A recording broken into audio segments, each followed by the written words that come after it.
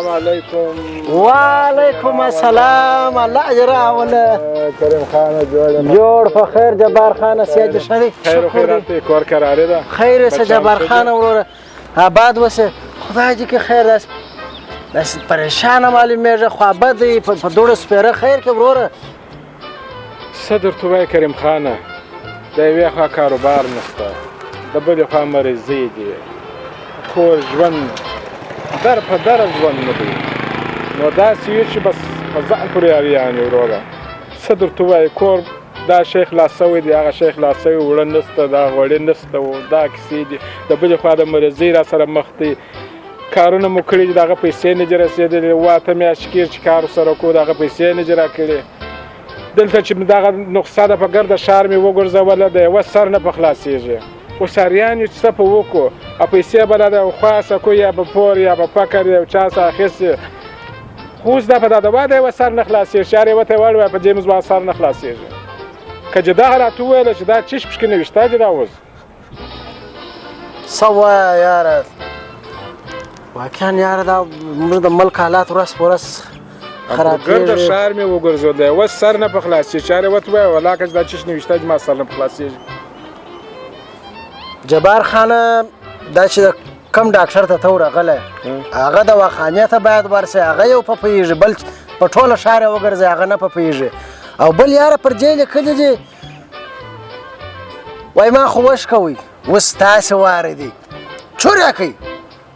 دغه به یې لیکلي نو بل نه څه شته دا څه وایه دا څه وایه اوه اوس به بیا زه خامخا هغه ځای ته ورځم مجبوره چې هلته به ځې نو دغه پکښې لیکلي دي اشه جبار خانه موږ جم یار یو انډیوال یو ورورک جان اشنایان یو سره هم چهار امرو خدمت پر ما غږ کوه نو دا چې ته پر ما غږ ونه کړې اوس خوار زار ګرځې پر چا غږ کوې څه خدمت وکړو وروره.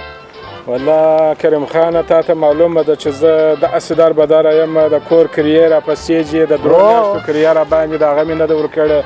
نو دلته د دوا پیسې بل چا ته شرمېږو ویلی نه سو نو داسې ما بیخي درته شرمېږم نه سم درته ویلی که چې یو 1000 افغانۍ په پور راکړې وم دا دوا به م پرانیستم بیخي درڅه شرمېږم درته ویلی هم نه سمه.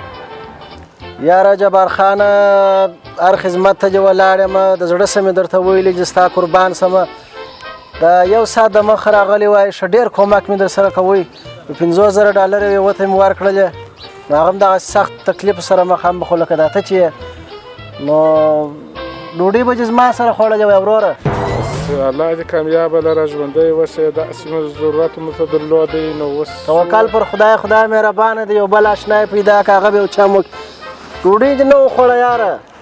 داسې بخت وم خلکو ته 50,000 ورسېږي موږ ته 1000 افغانۍ نه رسېږي ولا وروره نو بخت چې کار نه کوي نو کشکې یو ساعت د مخه راغلی وای لاړم بس لیونی سوی دي 1000 افغانۍ غواړي د کمه کو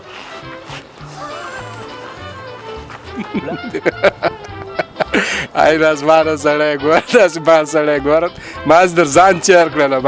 ښه دې ویلمه هرته دلې نه لرمه یاره رشدا وي وای شو بد په بد وخت کې معلومېږي نازوانه سړی ما اوس در ځان چیر کړم